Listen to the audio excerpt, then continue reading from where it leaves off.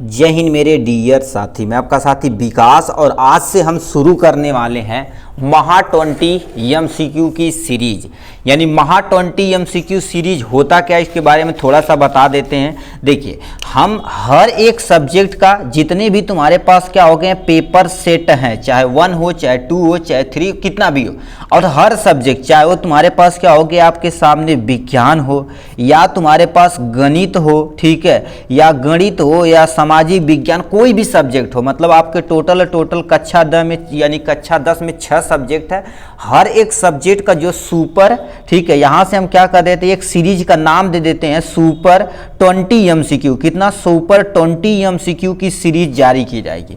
उस super 20 MCQ में उस क्वेश्चन को रखा जाए जो अगले साल 2024 में वो क्वेश्चन पूछे गए हैं, ठीक है, या 2023 में क्वेश्चन पूछे गए उनको इसमें कंसीडर किया जाएगा, ठीक है। तो इसी सीरीज को जारी रखा जाएगा तब तक जब तक आपका बोर्ड एग्जाम नहीं आ जाएगा, तब तक। इस तरह से हम छवो, ठीक है, हर एक सब्जेक्ट का जितने भी छवो सब्जेक्ट है, जैसे गणित हो गया, विज्ञान होगा, सामाजिक विज्ञान हो गया, हिंदी, इंग्लिश, ठीक है, आर्ट वगैरह कुछ भी हो, हर एक का क्या कर देंगे सुपर 20 जो हमने एमसीक्यू जारी आज से कर रहे हैं, ठीक है, उसे हम जारी रखेंगे। उसके साथ साथ आपका फुल सोल्यूशन हर एक सब्जेक्ट पे आने वाला है, ठीक है, चाहे वो कोई भी सब्जेक्ट हो, ठीक है। तो इसके पहले हम देखा जाए तो सेट नंबर 2 यानी उसका हम पूरा डिटेल में ब्यौरा ले चुके थे। आज हम देखने वाले 2024 विषय विज्ञान का पेपर कोड है तुम्हारे पास 124 IK। इसमें जितने भी आपके स्टार्टिंग में 20 एमसीक्यू आते हैं उसको पूरा फुल डिटेल में हम देखने वाले हैं, ठीक है। इसी तरह से गणित का भी आएगा, हर सब्जेक्ट है, चिंता न करिए, ठीक है। तो इस सीरीज का नाम दिया जाएगा सुपर 20 एमसीक्यू, ठीक है। इंपॉर्टेंट एमसीक्यू रह जाएगा उसका सुपर 20 एमसीक्यू के विज्ञान में देखा जाए तो लेक्चर नंबर 1 है, ठीक है। इसी तरह से जारी किया जाएगा। अब ये कैसे आपको सॉल्व करना मेरे भाई आपको दिखा देते हैं। आपके सामने ये रहा पेपर। अब पहला क्वेश्चन इसमें क्या दे रखा उसे ध्यान से सुनिए, ठीक है। इसमें पहला क्वेश्चन हमसे कह दिया एक अवतल दर्पण के सम्मुख, यहां पर अवतल दर्पण के तुम्हारे पास सम्मुख ध्रुव व फोकस के बीच स्थित वस्तु का तुम्हें क्या करना प्रतिबिंब बनाना। सबसे पहले देखिए जो कह रखा उसका जो प्रतिबिंब बनेगा कैसा बनेगा, सीधा बनेगा, आभासी व छोटा बनेगा, सीधा बनेगा, आभासी बड़ा बनेगा, या सीधा वास्तविक बड़ा बनेगा, या सीधा वास्तविक छोटा बनेगा। इस पे आपको टिक मारा गया, बट ये कैसे आया इसको पूरा हम डिटेल में कराने वाले हैं, ठीक है। ये किसी बच्चे ने इस पे मार दिया है, ठीक है। अब इसको हम कैसे ये आंसर आया होगा, कोई ना कोई रीजन होगा ना, ऐसे थोड़ी ना अंदाजिया कि कुछ भी कर दिया जाए, ठीक है। तो आपको हम सॉल्व करके दिखाते हैं यहाँ से अच्छे तरीके से। थोड़ा सा इसे सेट छोटा सा करते हैं। देखिए, आप यहाँ से एक नंबर आप डालिए, एक कैसे कह रहा है, कह दिया अवतल दर्पण, क्या कर देते हैं अवतल दर्पण एक बनाते हैं। यदि ऐसा कहीं भी बना रहे तो समझ लो पीछे की तरफ लेप लगाया जाए तो ये कौन सा दर्पण, अवतल दर्पण, ठीक। अवतल दर्पण हो गया, थोड़ा सा बड़ा बनाते हैं, इसी में आपको हम एक्सप्लेन करना पड़ेगा, ठीक है। यहाँ से कर देते हैं इधर, ठीक है। ये आपके सामने अवतल दर्पण हो गया, ठीक है। अवतल दर्पण, और ये वाला बिंदु को हम क्या बोलते हैं, ध्रुव बोलते हैं, और ये जो रेखा जाती है इसे हम क्या बोलते हैं, मुख्य अक्ष बोलते हैं, ठीक, कोई टेंशन नहीं। अब सुनिए, ये तुम्हारे पास क्या होगा, इसे एफ बोला जाता है, इसे क्या बोला जाता है, सी यानी फोकस, इसे वक्रता केंद्र बोला जाता है। इतना बोला। अब वस्तु को कहां रखना, देखिए वस्तु को ध्रुव और फोकस के बीच में रखना, मतलब ये ध्रुव हो गया और ये फोकस हो गया, इसके बीच में कहीं पर वस्तु को रख दिया जाए, ठीक है। हम पेन थोड़ा सा चेंज कर लेते हैं तब भी इसी से काम चल जाएगा, कोई टेंशन नहीं। वस्तु को हम क्या कर देते हैं, देखिए यहां पर हम रख दिए, ठीक है, यहां रख दिए, बट आप स्केल से बनाइए, एक्सप्लेन कर रहे हैं, ठीक, यहां पर हो गया। अब देखिए क्या कह दिया है, यानी देखिए अब पढ़े होंगे कोई भी रेखा यदि यानी मुख्य अक्ष के समांतर जाती तो हमेशा टक्कर मारने के बाद क्या हो जाती है, फोकस से जाती हुई। ये पहला रूल हो गया, ठीक, एक हमने खींच दिया। दूसरा क्या कर देती है, कोई भी किरण यदि वक्रता केंद्र से जाती तो जिस एंगल पे जाती उसी एंगल पे क्या हो जाती, वापस चली जाती। तो हम क्या कर देते हैं, यहां से ले जाते हैं इसको, यहां देखिए ये गई और यहीं से टक्कर मार के वापस चली आई। अब इसको यदि तुम पीछे की तरफ भगाओ तो ये कभी भी तुम्हारे पास कभी भी मिलने वाले नहीं है। बट इसे हम थोड़ा सा क्या करें, ऐसे यदि करके, ठीक है, ऐसे करके यदि कहां मिलाया जाए, ठीक है, जहां पर मिलेगी उसी को हम क्या कर देंगे, कंसीडर पॉइंट कर देंगे यहां पर। ठीक, तो ये देखा जाए तो ये आपके पास डायग्राम बन के तैयार हो गया। ठीक है, अब ये कैसा बन रहा है, अब ध्यान से सुनिए। दर्पण के पीछे इधर बनता तो हमेशा हमेशा तुम्हारे पास क्या होता है, आभासी होता। क्या होता तुम्हारे पास, आभासी होता। ठीक, कोनो टेंशन नहीं। अब बताइए वस्तु देखा जाए तो बताओ सीधा बना कि उल्टा। ये देखिए वस्तु ऐसे रखा था, सेम टू सेम ऐसे बना, तो ये जाहिर सी बात क्या बना हुआ, सीधा बना हुआ। कोनो टेंशन नहीं गुरुदेव, सीधा बना हुआ। ठीक, अब देखिए वस्तु की आकार की बात की जाए, तीन चीज हमें मानना रहता है। ये वस्तु की आकार देखा जाए तो वस्तु इतना छोटा, उसकी तुलना में ये वस्तु बड़ा बना हुआ, तो हम क्या लिख देंगे यहां पर तुम्हारे पास क्या होगा ना, बड़ा बना हुआ है। ये तीन चीजें आपके पास सामने यहां से दे गई है ये। अब देखिए ऑप्शन में कौन सा ऑप्शन सही है। ठीक, तो यहां पर देखो, यानी सीधा, आभासी, बड़ा, या आभासी, सीधा, बड़ा, कुछ भी होना चाहिए, तीन चीज होना चाहिए। यहां पर सीधा, आभासी व छोटा, बट ये ऑप्शन क्या हो जाएगा, रॉन्ग हो जाएगा। सीधा, आभासी, बड़ा, मतलब ये वाला ऑप्शन क्या हो जाएगा आपका, करेक्ट हो जाएगा। ये था पहला क्वेश्चन। नेक्स्ट क्वेश्चन हमसे क्या पूछा है, कह दिया दूरदृष्टि दोष यानी दीर्घ दृष्टि दोष के निवारण में कौन सा लेंस प्रयोग होता है। मतलब देखिए दोष हमारे सिलेबस में दो है, एक दूरदृष्टि दोष, एक निकट दृष्टि दोष। दूरदृष्टि दोष में क्या होती है, दूर की वस्तु स्पष्ट दिखाई देती है, बस नजदीक की वस्तु नहीं दिखाई देती है। ठीक है, तो ये हो गया। अब इसमें कौन सा लेंस का प्रयोग किया जाता है, अवतल लेंस, उत्तल लेंस, द्विफोकस, या इनमें से कोई नहीं। आपको बता देना चाहते हैं, इसे यहाँ पर करते हैं। देखिए यदि आप थोड़ा सा क्वेश्चन नंबर 2 में जाएंगे, ठीक है, तो ये आपके पास क्या हो गई, आपकी प्यारी सी क्या हो गई, आंख हो गई। ठीक है, ये प्यारी सी क्या हो गई, आंख हो गई, ये आपके पास लेंस हो गया। ये देखिए अब दोष का हम पहले डायग्राम बनाने हैं, दूरदृष्टि दोष में कहां वस्तु की बनती है। ठीक है, समझेंगे रहेंगे। ठीक है, ये नहीं कि हम केवल आएंगे केवल एमसीक्यू पे टिक मार के समझा देंगे, ये वाला काम नहीं। कॉन्सेप्ट जब तक आपके जहन में क्लियर नहीं होगा, मन में क्लियर नहीं होगा, तब तक मजा नहीं है। देखिए ये सीधे जाएगी, बट ये क्या करेगी, ये वाला पोर्शन रेटिना था, रेटिना से क्या करेगी, थोड़ा सा पीछे बनती है। जब कोई दूरदृष्टि दोष रहता है तो वस्तु रेटिना से पीछे बनती है। ऐसे भी एमसीक्यू पूछ सकता है, दूरदृष्टि दोष में प्रतिबिंब कहां बनता, तो बोलेंगे आप रेटिना से पीछे। बट इसमें कोई ऐसा एक लेंस का प्रयोग किया जाए, ये तुम्हारे पास बटोर के यहां पर इकट्ठा कर दे। ठीक, कोनो टेंशन है गुरुदेव, बनावत है। ठीक है, ये हो गया यहाँ पर, ये हो गया ऐसे, यहाँ पर ये क्या हो गया आपके सामने लेंस हो गया। ये आपके पास समांतर जा रही है, समांतर जा रही है। ठीक है, अब बताइए हम क्या कर रहे हैं, सुने होंगे अवतल लेंस फोकस को यानी प्रतिबिंब को फैला देता और उत्तल लेंस क्या कर देता, बटोर देता, यही करता ना। तो हम बीच में यहीं पर क्या करें, एक ऐसे उत्तल लेंस का प्रयोग कर दे। इसका नाम तुम्हारे पास क्या दे दिया जाए, उत्तल लेंस दे दिया जाए। ठीक है, उत्तल लेंस दे दिया जाए तो ये क्या होगा, जो प्रतिबिंब आगे की बन रहा क्या हो जाएगा, उठा कर रेटिना पे बना देगा। क्या कर देगा, उठा के रेटिना पे बना देगा। इसका नाम तुम्हारे पास क्या होगा, रेटिना होता है। ठीक है, रेटिना होता।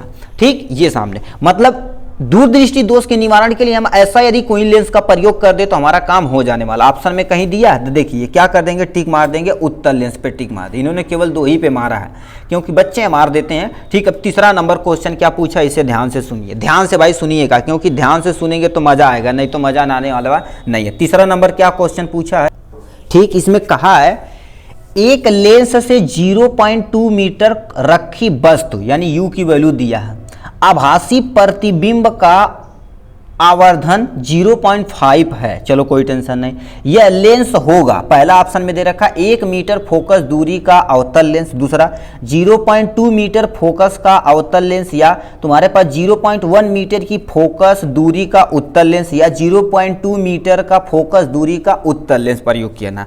अब देखिए क्या क्या कहा है, पहले वस्तु की दूरी दिया, जो जो दिया हम क्या कर देते, सॉल्व कर देते। हमें ज़्यादा कुछ नहीं आता भाई, जो कॉन्सेप्ट रहेगा उसी को हम समझाएंगे। ठीक है, देखिए नहीं बच्चों की तरह एकदम से ट्रीट करिए, मतलब समझिए आप कुछ कोई लुल्ल लेवल कुछ नहीं आता। देखिए कह दिया तुम्हारे पास वस्तु की दूरी u बराबर क्या होगा, आभासी है तो आभासी जाहिर सी बात क्या हो जाएगा, ठीक है माइनस की तरफ रखा जाएगा, तो यहाँ पर माइनस 0 पॉइंट तुम्हारे पास क्या हो जाएगा 2 मीटर रख दिए, कोनो टेंशन गुरुदेव नहीं हो।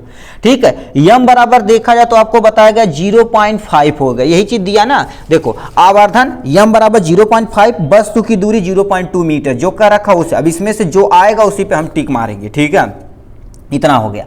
यदि आप आवर्धन क्षमता m बराबर पढ़े होंगे लेंस के लिए तो v बटे में तुम्हारे पास क्या होता है u होता है, इतना हो तो होता है। अब वैल्यू पुटअप कर दी, अपने आप आ जाएगा। m की वैल्यू हम कितना रख सकते हैं 0. तुम्हारे पास 5 रख सकते हैं, बराबर में v की वैल्यू निकालना है, प्रतिबिंब ही तो निकालना है। u की जगह हम कितना रख सकते हैं, u को कोई अभी रखते ही नहीं, ठीक है। अभी u की वैल्यू निकाल देते हैं, ये उसके लिए है, इतना तो कर ही सकते हैं। अब इधर उधर करके हम यदि देखा जाए तो v बराबर हमारे पास आ जाएगा, इसका यहाँ पर रख देते हैं 0.5, तुम्हारे पास क्या हो जाएगा, ये v है भाई, v है, और ये आपके सामने क्या हो जाएगा, u हो जाएगा। इसको अभी ऐसे रहने देते हैं, ठीक, इसको ऐसे रहने देते हैं। अब देखिए हम लेंस का फार्मूला लगाते हैं, ठीक है, लेंस का फार्मूला लगाते हैं, ठीक, कोनो टेंशन नहीं रखिए। यानी लेंस का फार्मूला 1/f बराबर सुने होंगे 1/v माइनस में तुम्हारे पास क्या होता है 1/u, ये आपके सामने फार्मूला हो गया। तो हमसे क्या दिया 1/f बराबर यदि देख लिया जाए तो बताओ 1/v, v की वैल्यू अभी कितना निकाले 0.5 निकालें, u निकालें, माइनस में क्या करें 1/u यहाँ पर निकाले हुए। अब पॉइंट हटाने के लिए ऊपर नीचे 10 से गुणा कर दिए गुरुदेव, चला गुरुदेव कौन टेंशन नहीं। 1/, क्या होगा 0.5 हो जाएगा, मल्टीपल में 10 हो जाएगा और मल्टीपल में तुम्हारे पास 10 हो जाएगा, 10 बनाए तो 16 समझ लेंगे। माइनस में 1/, तुम्हारे पास क्या हो जाएगा u हो जाएगा, कोनो टेंशन नहीं। यानी f बराबर तुम्हारे पास देखा जाए तो ये हो जाएगा, यहाँ से ये 10 हो जाएगा, बटे में देखा जाए तो इससे गुणा करेंगे तो 5 हो जाएगा, u बचा हुआ जी, u नहीं लिखे, u इसके पास देखो ये वाला है, ठीक है, तो ये 5u हो जाएगा, माइनस में कितना हो जाएगा 1/u हो जाएगा, इतना लिख सकते हैं, ये बटे में कर देना है, ठीक है। तो 1/f बराबर देखा जाए तो 5 × 9 5, 5 दूना 10, तो यानी इसे हम क्या कर सकते हैं 2/, में क्या लिख सकते हैं u, और माइनस में 1/, तुम्हारे पास क्या लिख सकते हैं u, इतना लिख सकते हैं। u यदि कॉमन यहाँ सॉरी दोनों में है तो u लिख सकते हैं, 2 में से 1 जाएगा तो यहाँ लिख सकते हैं 1/f बराबर हम इतना लिख सकते हैं, कोनो टेंशन नहीं। तो अब देखा जाए तो 1/f बराबर 2 में से 1 जाएगा तो 1/, तुम्हारे पास क्या हो जाएगा u आ जाएगा। इसको यदि लिखना चाहें, ठीक है, इसको लिखना चाहें तो ऊपर हम लिख देते हैं, इसको यदि लिखना चाहे उल्टा किया जाए तो f बराबर क्या हो जाएगा u। अभी देखिए u की वैल्यू कितना दिया, यहाँ दिया है, तो हम क्या करें f बराबर यानी u की जगह इतना लिख सकते हैं, ठीक है। तो कितना हो जाएगा 0.2 हो जाएगा, ठीक है, वो भी माइनस के साथ है तो यहाँ पर क्या कर देंगे माइनस लगा देंगे, तो f बराबर हमारे पास कितना हो जाएगा, फिर कर दिए भाई गड़बड़ कर दिए, यहाँ माइनस हो जाएगा 0.2, ठीक है। मीटर था, कितना मीटर था तो मीटर लिख देंगे, तो ये f की वैल्यू हमसे पूछा हुआ है, ठीक है। इतने फोकस दूरी का हम क्या करेंगे लेंस का प्रयोग करेंगे। अब देखिए यदि माइनस चिन्ह है तो माइनस चिन्ह यानी यहाँ पर लिखते चलते हैं ऋणात्मक चिन्ह क्या दर्शाता है, तो यहाँ लिख देंगे ऋणात्मक चिन्ह, ठीक है, ऋणात्मक चिन्ह, ठीक है, ऋणात्मक चिन्ह यदि f का मान होता है, ठीक है, f का मान यदि तुम्हारे पास क्या होगा f का मान यदि ऋणात्मक है तो कौन सा प्रयोग चेंज होगा, अवतल लेंस होगा, क्या होगा अवतल लेंस होगा, ठीक है।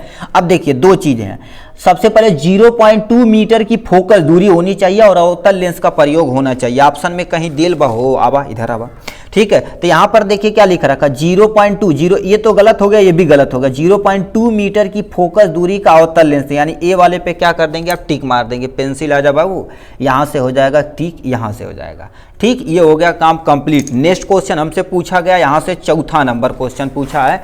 चौथा नंबर क्या क्वेश्चन पूछिए, पढ़िए। लिखा है हमारे पास, ठीक है, कह दिया एक श्वेत प्रकाश की किरण, देखिए एक श्वेत प्रकाश कांच के प्रिज्म से गुजरता है तो प्रिज्म के आधार, याद रखना बेटा आधार, इसके पहले पूछा था दूरस्थ मतलब ऊपर वाला, यही चीजें देखो घुमा के पूछता है, ठीक है, लड़के कंफ्यूज हो जाते हैं। आधार की ओर अधिकतम झुकी हुई प्रकाश की किरण का रंग बताना, नीला, हरा, लाल या बैगनी। आपको थोड़ा सा यदि बता देते हैं नॉलेज होगा, ठीक है, क्योंकि किसी भी प्रिज्म, ये मान लेते हैं आपके सामने क्या होगा, एक प्यारा सा आपके सामने क्या हो जाएगा प्रिज्म हो जाएगा, ठीक। प्रिज्म पे जब भी कोई श्वेत प्रकाश की किरण डाली जाती तो 7 रंगों में बढ़ जाती है, ठीक है। यहां से क्या कर देते हैं ऐसे थोड़ा सा टिल्टेड कर दे, 2 हो जाएगा, यहां से 3 हो जाएगा, यहां से 4 हो जाएगा, 5 हो जाएगा, 6 हो जाएगा और ये आपके पास 7 हो जाएगा, ठीक है। ये आपके पास नीचे यदि देखा जाए तो 7 कलर क्या होते हैं, हम लिख देते हैं वायलेट, ठीक है, यानी विबग्योर होते हैं। यहाँ पर क्या हो जाएगा विबग्योर हो जाएगा, ठीक है, ये तुम्हारे पास विबग्योर होते हैं। ये सबसे वी यानी आई हो जाएगा, यहाँ से बी हो जाएगा, ये जी हो जाएगा, ये वाई हो जाएगा, ओ हो जाएगा, आर हो जाएगा। तो ये देखा जाए तो लाल कलर है आपके पास और ये देखा जाए तो तुम्हारे पास वायलेट यानी बैगनी कलर है, ठीक है। तो हमसे पूछा आधार की तरफ, आप क्वेश्चन में देखिए जो कह रखा उसी को देखिए, कह दिया अभी से यहाँ पर रखते हैं, देखिए कह दिया प्रिज्म के आधार, तो ये देखा जाए तो प्रिज्म का आधार यही होता है। तो आधार की तरफ कौन झुका है आपका पास, बैगनी कलर, तो किस पे टिक मारेंगे भाई, बैगनी कलर पे आपके टिक मार देंगे। अब यही सेम टू सेम क्वेश्चन घुमा के आपसे क्वेश्चन पूछा था 2000 यहाँ से सेट में, ठीक ठीक ठीक ठीक ठीक ठीक, यहाँ से अब देखिए का यानी जब श्वेत प्रकाश की किरण प्रिज्म पे गुजरता तो निर्गत प्रकाश के आधार से दूर देखिए ये आपके पास, देखिए अब इसे पढ़िए, कैसे पढ़ेंगे, ठीक है। देखिए ये आधार से दूर जो रहेगा तो क्या कौन सा कलर हो जाएगा, लाल कलर। तो इस पे लोग मारे थे लाल कलर पे टिक मारे थे, लाल कलर। देखो ऐसे घुमा के आपसे क्वेश्चन पूछा जा सकता है, ठीक। तो ये आपका क्लियर हो गया, यानी बैगनी colour is the correct option, ठीक है। नेक्स्ट पे चलते हैं भैया। नेक्स्ट क्वेश्चन क्या पूछ लेगा, इसको ध्यान से सुनिए यहां से। अब ये क्या कह रखा, ध्यान से सुनना हो, ठीक है, ठीक। इसमें कह दिया हमसे 5वां नंबर जो नेक्स्ट क्वेश्चन पूछा R1, कहेंगे सर बहुत टाइम ले रहे हैं, 15 मिनट में 5 क्वेश्चन करें, नहीं, आपका कॉन्सेप्ट बेटा क्लियर हो। इधर तुम अब कहोगे हम अखियां मूंदते केवल क्वेश्चन पढ़ते ही आप मार दे, क्योंकि इसे बायो है और केमिस्ट्री है, ठीक है। तो इसे सॉल्व तो करना नहीं पड़ेगा, ये तुरंत हो जाएगा। अब देखिए लिखा R1 R2 प्रतिरोध की 2 तार समांतर क्रम में जोड़े जाते हैं, तुल्य प्रतिरोध ज्ञात करना। मतलब हमारे पास 2 प्रतिरोध है, कौन सा ऑप्शन सही होगा, ए वाला R1 प्लस में R2, या R1 गुणे में R2, या R1 गुणे में R2 बटे में क्या होगा R1 प्लस में R2, या R1 प्लस में R2 या बटे में R1 गुणे में R2, कौन सा ऑप्शन सही, इसको आपको क्या कर देना, बताना है, ठीक है। इसे देखा जाए तो इसे ऐसे रख देते हैं साइड में, 2 प्रतिरोध है पर समांतर क्रम में जोड़ा जाता, कोनो टेंशन नहीं। देखिए ध्यान से सुनिएगा आप, थोड़ा सा ऊपर करके यहां से आप सॉल्व कर देते हैं यहीं पर। देखिए कह दिया R1 एक प्रतिरोध है, R2 एक प्रतिरोध, 2 प्रतिरोध, दोनों को समांतर क्रम में जोड़ा जाता है। यदि आप समांतर क्रम का थोड़ा सा फार्मूला देखे होंगे, समांतर क्रम, ठीक है, यानी समांतर क्रम का जो फार्मूला आपके पास होता है तो 1/R बराबर देखा जाए तो 1/R1 प्लस में 1/R2 प्लस में जितना रहेगा हम चिपका देंगे। हमारे पास द्वितीय प्रतिरोध, इसी पे हम क्या कर देंगे, फार्मूला लगा देंगे, डॉट डॉट रहेगा तो रखेंगे, नहीं तो नहीं। यदि 3 प्रतिरोध पूछेगा तो उसी के से 3 से हम लगा देंगे, ठीक है। तो 1 तुम्हारे पास क्या हो जाएगा, R बराबर देखा जाए तो 1 में तुम्हारे पास R1 प्लस में 1 में तुम्हारे पास R2 होता, ठीक। 1/R बराबर देखा जाए तो इसको उधर उधर हम पलट सकते हैं, कोनो टेंशन है। इसका गुणा यहां पर करा दिया जाए तो R2 और प्लस में क्या हो जाएगा R1, बटे में देखा जाए तो इसका गुणा इसमें करा जाए तो R1 गुणे में तुम्हारे पास क्या हो जाएगा R2 हो जाएगी, इतना लिख सकते हैं। इसको यदि R की वैल्यू पता कि इसको पलटना पड़ेगा तो R को यदि पलटेंगे तो ये भी पलटा ही जाएगा। R बराबर देखा जाए तो तुम्हारे पास कितना आ जाएगा, यानी R1 हो जाएगा, ठीक है, और गुणे में तुम्हारे पास क्या हो जाएगा R2 हो जाएगा, बटे में देखा जाए तो यहां पर क्या लिख सकते हैं R1 R2 कुछ भी लिख सकते हैं, R2 प्लस में क्या लिख सकते हैं R1 लिख सकते हैं, क्योंकि सब पलट इधर पलट उलट सकते हैं। ये ऑप्शन जिसमें मिलेगा क्या हो जाएगा आपका भाई, करेक्ट ऑप्शन रहेगा। चलिए ऑप्शन को देखते हैं भाई, 150 करोड़ वाला ऑप्शन, ठीक है। तो यहां पर देखिए क्या होगा, वैसे आपको दिखाते चलते, जब तक आपको दिखेगा नहीं तब तक बिकेगा नहीं, ये तो बूढ़े लोग कहें तो रियलिटी है। R1 गुणे में R2, R1 कहीं दिया, R1 गुणे में R2 दे रखा है यहां से। दूसरा क्या दे रखा, R2 प्लस में R1, मतलब इसको इधर उधर तुम कर सकते हो। तो R बराबर इसे क्या लिख सकते हैं R1 और गुणे में तुम्हारे पास R2 बटे में इसको इधर के, क्योंकि प्लस में तुम कर सकते हो, प्लस में R2 हो जाएगा। तो ये ऑप्शन क्या हो जाएगा आपका, टिक हो जाएगा। तो किस पे मार देंगे आप, सी वाले option is the correct option हो जाने वाला है, ठीक। ये हो गया इनके बारे में। अब यहां से आप पढ़ते जाइए, मारते जाइए, कोनो टेंशन नहीं। अब सुनिए, देखिए क्या लिखा, आप ध्यान से सुनिए। इसे थोड़ा सा सादा पेज निकालते हैं जिससे आपको थोड़ा सा समझा भी सकें कैसे ये आ रहा है क्वेश्चन का आंसर, ठीक है, कि नहीं अंदाजिया मारा जा रहा है, नहीं अंदाजिया नहीं मारा जाएगा। इसको थोड़ा सा यहाँ पर हम समझा देंगे, ठीक है। इतना आप दिख रहा, लिखा बिजली के बल्ब का जो फिलामेंट होता है तंतु किसका बना होता है। बिजली का बल्ब यदि 10 रुपये वाला आप खरीदे होंगे, ठीक है, तब देखे होंगे जैसे होता है, ये हो गया यहाँ से, ये हो गया यहाँ से। अब ऐसे करके तुम्हारे पास क्या हो गया, ऐसे हो गया, तो ये वाला पोर्शन हो गया। तो ये कह रखा, ये जो तुम्हारे पास होती है, ठीक है, ये किसका बनी होती है, ये एक धातु होता है जिसका नाम होता है टंगस्टन होती है, टंगस्टन होती इस धातु का बना होता। तो पहला ऑप्शन दे रखा फिलामेंट किसका बना होता, नाइक्रोम का। याद रखना नाइक्रोम जो प्रेस होता, प्रेस के जो नीचे होता उसका, वो नाइक्रोम का बना होता, नाइक्रोम का बना होता, या लोहे का बना होता, या टंगस्टन का बना होता, या कंस्ट्रक्शन का बना होता। तो जो बल्ब का फिलामेंट होता किसके बना होता, टंगस्टन। तो सी वाला ऑप्शन क्या हो जाएगा भाई, अब करेक्ट ऑप्शन। अब आपको पढ़ के ही मारना पड़ेगा, ठीक है। नेक्स्ट क्वेश्चन क्या पूछा, वैद्युत सेल, जो तुम्हारे पास सेल होती है, वैद्युत सेल में रूपांतरण होता। देखिए सबसे पहले वैद्युत सेल, अब ये मान लेते हैं 10 रुपया वाला आपके पास सामने एक छोटा सा क्या हो जाएगा, ऐसे आपके पास सेल हो जाएगा, ठीक, वैद्युत सेल हो जाएगा। यहाँ पर क्या होगी, पतली सी से बीच में एक क्या होती है, रॉड होती है। तो इसमें क्या होती है, केमिकल भरा होता है, कहते हैं लिथियम बैटरी है, ये बैटरी वो बैटरी। तो वैद्युत जो सेल होता क्या रूपांतरित करता, तो बताओ इसमें क्या बहुत बड़ी आती है, सबसे पहले रसायन भरा होता है। जब इसका प्रयोग करते हैं तो हम बल्ब जला लेते हैं तो किस ऊर्जा में कन्वर्ट कर देते हैं, विद्युत ऊर्जा में क्या कर देते हैं भाई, कन्वर्ट कर देते हैं। ठीक है, विद्युत ऊर्जा में क्या कर देते हैं, कन्वर्ट कर देते हैं। ऑप्शन देखिए, पहला रासायनिक ऊर्जा को विद्युत ऊर्जा में, या तुम्हारे पास क्या दे रखा है, दूसरा क्वेश्चन हमसे दे रखा है दूसरा ऑप्शन, वैद्युत ऊर्जा को यांत्रिक ऊर्जा में, या तुम्हारे पास यांत्रिक ऊर्जा को वैद्युत ऊर्जा में, या तुम्हारे पास दिया वैद्युत ऊर्जा को रासायनिक ऊर्जा में। तो बताइए आपका कौन सा option is the correct option हो जाएगा। ठीक है, देखिए आपको माइंड में कुछ आया, अभी बोले रासायनिक ऊर्जा को विद्युत ऊर्जा में, तो कहीं दिल भाव रासायनिक ऊर्जा को वैद्युत ऊर्जा, मतलब ए वाला ऑप्शन क्या हो जाएगा, आपका करेक्ट ऑप्शन हो जाएगा। कितने लोग भाई कमेंट में बोलते हैं कि सर इसमें कुछ और ऑप्शन दिया, ये राजीव का आपका थोड़ा सा है, राजीव में बहुत सारा आंसर गलत दिया भाई। ठीक है, बहुत सारा आंसर, क्योंकि हमारे पास 2-3 सेट है, जैसे अरिहंत का है, ठीक है, अरिहंत का है और अग्रवाल का, ऐसे 2-3 है। तो अरिहंत में एकदम से 100% सही दिया है आंसर सबका, मैथ वगैरह सबका। ठीक है, तो कि नहीं कि आप कमेंट में तुरंत लिख देते हैं तो बुरा फील होता है भाई, कितनी मेहनत से पढ़ाया जाता है, तुरंत आप कि मतलब आपको कॉन्सेप्ट पकड़ के लाया जा रहा है तो इतना आंसर आ रहा है, आप कह रहे हैं सर इसमें गलत है। ठीक है, कुछ चीज़ें सही हैं, कुछ चीज़ें भी इसमें मिस प्रिंटिंग है। ठीक है, ये हो गया।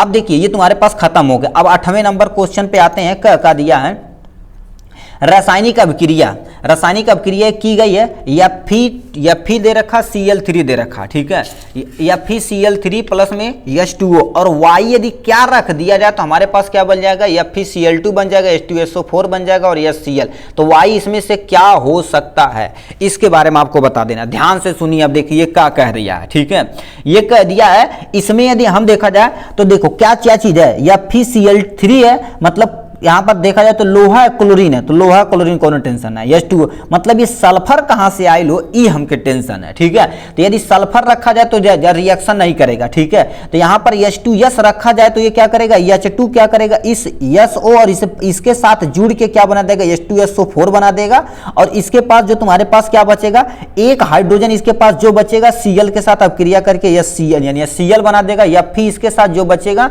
और इसके साथ तुम्हारे पास 2, क्योंकि यहाँ पर क्या रखे हो तुम्हारे पास बैलेंसी 3 दूना 6 हो जाएगा, तो इसके साथ जुड़ के तुम्हारे पास FeCl बना देगा। ठीक है, Cl2 बना देगा। तो यहाँ पर बी वाला ऑप्शन क्या हो जाएगा, आपका करेक्ट ऑप्शन हो जाने वाला है। ठीक, नेक्स्ट क्वेश्चन पूछा क्या, अब देखिए ध्यान से लिखा, 9वां नंबर, निम्नलिखित में से कौन सा अम्लीय लवण है। अम्लीय लवण क्या होता है, जब कोई तुम्हारे पास क्या होता है, यहाँ पर आपको बता देते हैं। ठीक है, यहीं पर दिखा देते हैं आपको ये कहना क्या चाह रहा है। अम्लीय लवण किसे कहते हैं, जब कोई क्षार, ठीक है, जब कोई तुम्हारे पास, इसे थोड़ा सा और इधर किया जाए इसको, जब कोई क्षार हो गया, ठीक है, ये तुम्हारे पास क्या हो, जब कोई क्षार हो गया प्लस में तुम्हारे पास क्या हो जाएगा, लवण हो जाएगा, सॉरी क्षार और प्लस में अम्ल। ठीक है, जब क्षार और ठीक है, यहां से क्या हो जाएगा, अम्ल हो जाएगा, प्लस में तुम्हारे पास क्षार हो जाएगा। जब अभिक्रिया करते हैं तो जानते हो क्या बनता है, एक लवण बनता है और प्लस में तुम्हारे पास जल बनता है, यानी वाटर निर्माण होता है। अब यदि देखिए, यदि कोई अभिक्रिया में अम्ल ज्यादा स्ट्रांग रहे और ये कमजोर रहे, तो ये जो लवण बनेगा तो क्या बनेगा, अम्लीय लवण बनेगा। कौन सा बनेगा, अम्लीय लवण बनेगा। ठीक है, तो इसमें से, और याद रखना अम्ल में जो क्या होती है, किसकी मात्रा, हाइड्रोजन की मात्रा यदि प्रेजेंट होती तो उसे हम लवण बोलते हैं, उसे लवण बोला जाएगा, बट अम्लीय लवण बोला जाएगा, क्योंकि हाइड्रोजन का परसेंटेज यानी प्रेजेंट टाइम में है। तो सामने दे रखा NaCl, एक लवण है, NaH यानी NaHSO4 दे रखा, Na2SO4 दे रखा, KCl दे रखा। इसमें देखा जाए तो हाइड्रोजन नहीं, इसमें हाइड्रोजन नहीं, इसमें हाइड्रोजन। आप सुने होंगे कि किसी भी कंपाउंड को यदि पानी में घोला जाता है तो हाइड्रोजन आयन देता तो उसे हम अम्ल बोलते हैं। ठीक है, तो यहाँ पर हाइड्रोजन आयन मात्रा प्रेजेंट है, तो इतना इजी तो क्वेश्चन देगा नहीं। ठीक है, इतना हो जाएगा बड़ी इजी। अब इसे नहीं कर पाएंगे तो भाई बड़ी बेइज्जती है। नेक्स्ट क्वेश्चन देखते हैं। ठीक है, नेक्स्ट क्वेश्चन पूछे, मैट में मुख्यतः होता, अब देखिए मैट क्या होता है, मैट देखा जाए तो एक धातु कोई लेते हैं, उसमें सल्फर की मिक्सिंग कर देते हैं तो उससे मैट बन के तैयार हो जाता है। कोई भी धातु ले सकते हैं, यानी कापर को क्या कर देते हैं, ठीक सल्फर के साथ ही हम रिएक्शन करा देंगे तो ये मैट बन के तैयार हो जाएगा। या कुछ भी ले सकते हो, कोई धातु ले लेंगे, यश के साथ सल्फर के साथ अपक्रिया करा देंगे, वो भी मैट बन जाएगा। तो इसमें कह दिया मैट में मुख्यतः होता, तो देखिए यहाँ पर देखा जाए सल्फर, ये सब सब सारी चीजें पाई जाती हैं। ठीक, तो मैट, यहाँ पर मैट में क्या होता है, सल्फर होता, और यदि याद रखना तो ये जितने भी चीजें होती हैं इसे मैट धातु का सल्फाइड बोला जाता है। तो कौन सा ऑप्शन सही इस पे आते हैं, देखिए Fe और क्या हो जाएगा, यानी Cu हो जाएगा ये। अब ये और दोनों तुम्हारे पास ए और बी यदि कहेगा तभी टिक मार देंगे। तो यहां पर देखा जाए तो इन दोनों को कंबाइन करके आंसर दे रखा था, इसको हम क्या कर सकते हैं, टिक मार सकते हैं। मैट का ये तुम्हारे पास मुख्यतः कॉपर होते हैं और यानी आयरन होते हैं और सल्फर का मात्री होती है, मात्री नहीं मात्रा होता है। कोनो टेंशन है। 11 नंबर हमसे क्वेश्चन क्या पूछ दिया, निम्नलिखित रासायनिक श्रेणी को पूरा कर दिया, मतलब ये रासायनिक सब दिया हुआ प्रक्रिया ना, इसे तुम्हें क्या कर देना, पूरा करना। इसको हम दिखा देते हैं आपको कौन सा ऑप्शन सही है। ठीक है, कोनो टेंशन है। देखा जाए PCl5 हो गया, PCl5। अब यहां पर तुम एक चीज रख दो, सिट्रिक एसिड रख दो, एसिटिक एसिड जिसे CH3COOH बोला जाता है। ठीक है, तो यहां से देखा जाए तो तुम्हारे पास क्या होगा, क्या रख दिया जाए भाई, ठीक, ये आपके साथ ऑप्शन दिया हुआ। ठीक है, तो यहाँ पर क्या फिलअप किया जाए तो ये रासायनिक अभिक्रिया कंप्लीट हो जाए। आपको बता देते हैं, यदि आप यानी एसिटिक एसिड रखेंगे, CH3COOH रखेंगे, तो जानते हो क्या होता है, CH3COOH जब कभी भी तुम्हारे पास यानी फास्फोरस पेंटाक्लोराइड से अभिक्रिया करता है, इसे फास्फोरस पेंटाक्लोराइड, यहाँ पर फास्फोरस पेंटाक्लोराइड से अभिक्रिया बनता है, तो हम जानते हो क्या बनाता है, एसिटिक क्लोराइड बनाता है। तो यहाँ पर क्या हो जाएगा, CH3CO। ठीक है, यहाँ पर क्या हो जाएगा, Cl हो जाएगा। अब प्लस में तुम्हारे पास क्या हो जाएगा, ये POCl3 हो जाएगा, प्लस में क्या बनाएगा, HCl बनाएगा, क्या बनाएगा, HCl बनाएगा। ठीक है, अब ये तुम्हारे पास एटलीस्ट बैलेंस है, तो यहाँ पर हाइड्रोजन, यानी ये वाला ऑप्शन कहीं दिया है, ये वाला ऑप्शन दे रखा CH3COO। ठीक है, H दे रखा, कौन से दे रखा, CH3 मेथिल एल्कोहल दे रखा है, और यानी CH3COOH दे रखा, C2H5OH दे रखा, ये दे रखा। तो ये वाले ऑप्शन पे क्या कर देंगे, आप टिक मार देंगे यहाँ से। मतलब इसमें देखा जाए तो एसिटिक एसिड फिलअप किया जा सकता है। ठीक, नेक्स्ट क्वेश्चन क्या पूछा, उभयधर्मी ऑक्साइड क्या बोलते हैं। ठीक है, उभयधर्मी ऑक्साइड क्या होते हैं, पहला दे रखा, पहले उभयधर्मी ऑक्साइड समझिए क्या होते हैं। वे धातु ऑक्साइड जो अम्ल व क्षार दोनों से अभिक्रिया करके, चाहे वो अम्ल से अभिक्रिया कराओ चाहे किसी क्षार के साथ अभिक्रिया कराओ, तो लवण और जल तुम्हारे पास बनाएंगे, वो कसम खा रखे हैं। ठीक है, वो हमेशा हमेशा क्या बनाएंगे तुम्हारे पास, हमेशा हमेशा क्या बनाएंगे, लवण तथा जल का निर्माण करेंगे, चाहे अम्ल या क्षार से अभिक्रिया करा दोगे उससे। या आपसे पूछा जा सकता है, यानी यहां पर उभयधर्मी ऑक्साइड किसे बोलते हैं, तो बोलेंगे क्या, कोई भी धातु ऑक्साइड, और याद रखना धातु ऑक्साइड, जब भी कोई धातु ऑक्साइड अम्ल व क्षार से अभिक्रिया करता है तो लवण तथा ठीक है जल का निर्माण करता है। ठीक है, तो इसमें तुम्हारे पास 2-3 आते हैं, यानी तुम्हारे पास एल्युमिनियम ऑक्साइड आते हैं, जिंक ऑक्साइड आते हैं, ये सब सारा चीज अभिक्रिया करते हैं। ठीक है, ये सोडियम ऑक्सीजन के साथ यानी वाटर के साथ जब अभिक्रिया करेगा भम से बोल जाएगा, तो ये करता नहीं है।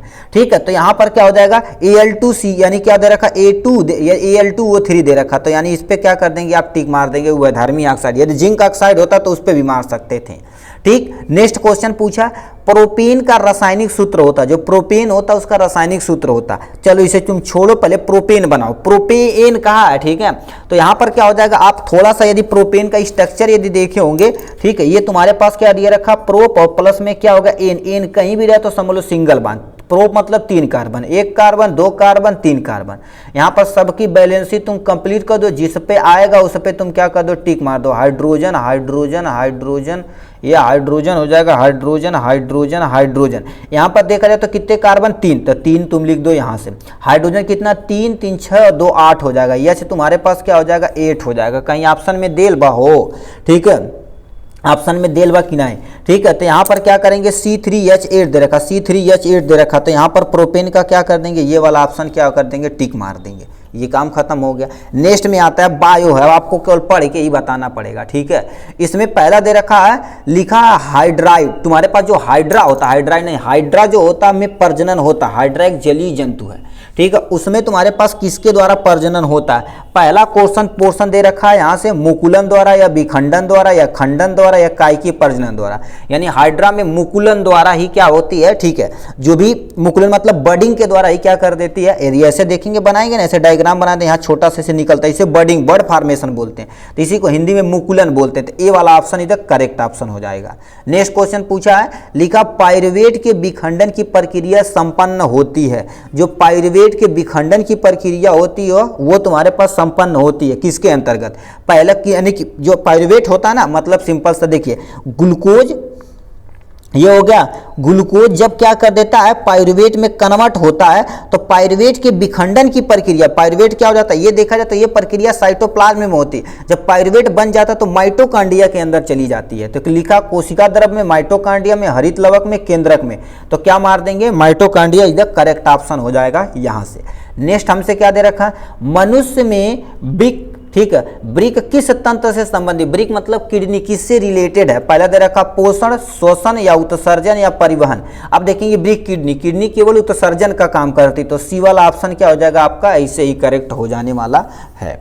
नेक्स्ट क्वेश्चन क्या पूछा, मेंडल ने प्रारंभिक शिक्षा कहाँ प्राप्त की थी। जो मेंडल थे, मेंडल, ग्रेगर जान मेंडल, जो मेंडल का आप रूल वगैरह 3 पढ़े थे ना, वो तुम्हारे पास जो ग्रेगर जान मेंडल थे वो अपनी शिक्षा कहाँ किए थे, मंदिर में। वो एक्चुअल में पादरी थे, गिरजाघर में किए थे, मंदिर में, स्कूल में, गुरुकुल में या गिरजाघर में। तो क्या मार देंगे, गिरजाघर में। यहां पर क्या कर देंगे, टिक मार देंगे यहां से, ठीक है।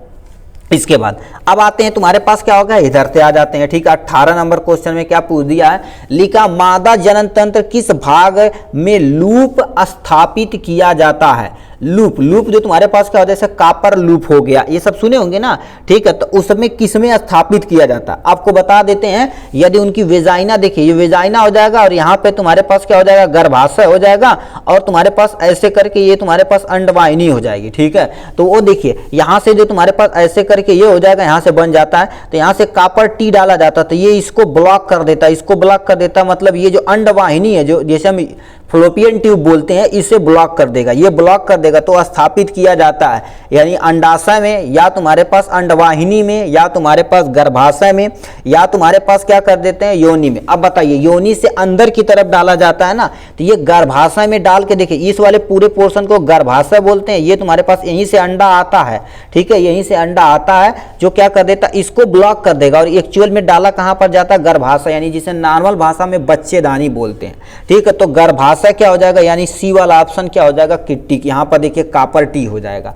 ठीक, इसमें डाला जाता है, ठीक है। और नेक्स्ट में देखा जाए तो तुम्हारे पास क्या होगा, 19 नंबर क्वेश्चन। ये आपको नहीं समझ में आया लगता, वो रुक जाइए 1 मिनट। डायग्राम के देखिए आपके सामने ये रहा टोटल और टोटल डायग्राम, यानी फीमेल रिप्रोडक्टिव सिस्टम का पार्ट। ये देखिए ये उसका पोर्शन, यानी वेजाइना वाला, वेजाइना के जस्ट सर्विक्स वाला रीजन, इस वाले को हम क्या बोलते हैं, गर्भाशय बोलते हैं, ठीक है, गर्भाशय बोला जाता है। और ये वाला जो पोर्शन होता है, ये तुम्हारे पास यहीं से अंडा निकलता है, इसे फॉलोपियन ट्यूब, जैसे अंडवाहिनी बोलते हैं। बताइए कापर टी कहाँ डाला गया, यानी इसके, यानी गर्भाशय के अंदर डाला गया। और भी डायग्राम देख सकते हैं, देखिए ये कापर टी इम्प्लांट किया गया है, ठीक है, कापर आईयूडीआई होता है, ठीक है, ये हो गया। और भी मतलब प्रेगनेंसी को रोकने का काम करता है। ये कापर टी का एक्चुअल डायग्राम होता है, उसके अंदर डाल के ये वाली जो डोरी यहाँ से निकली हुई, इसे क्या कर देते हैं, ऐसे खींच देते हैं, ठीक है, एक्सपर्ट लोग डालते हैं, ठीक है।